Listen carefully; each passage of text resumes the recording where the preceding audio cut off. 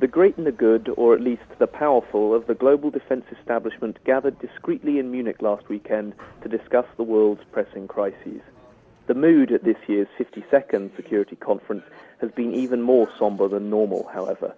On the eve of the gathering, world leaders clinched a deal for a ceasefire in Syria, but over the weekend, the prospects of any such thing happening seem to have crumbled.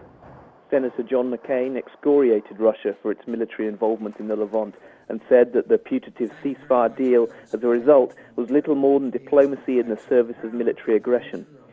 And it's working for Moscow, Senator McCain said, because we're letting it.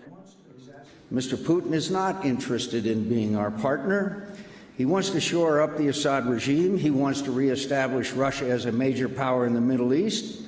He wants to use Syria as a live fire exercise for Russia's modernizing military, and he wants to exacerbate the refugee crisis and use it as a weapon to divide the transatlantic alliance and undermine the European project.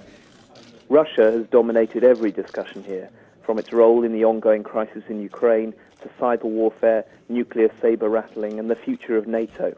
As Lamberto Zanier, the Secretary-General of the Organization for Security and Cooperation in Europe, told the FT on Sunday, the architecture of the entire Western security order is looking increasingly in doubt.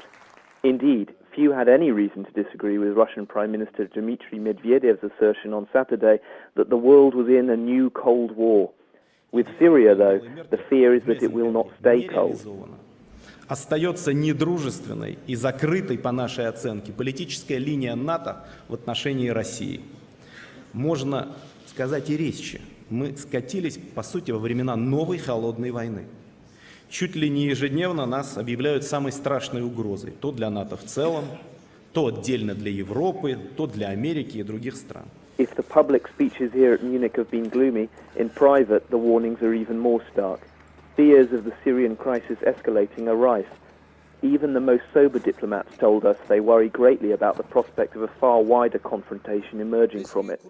The scenario nobody wants to countenance is one in which Turkey, a NATO member state, finds itself in a military tangle with Russia's forces. History may not repeat, they say, but it rhymes.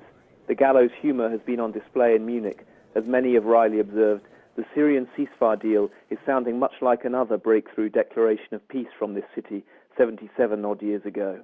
Sam Jones, Financial Times.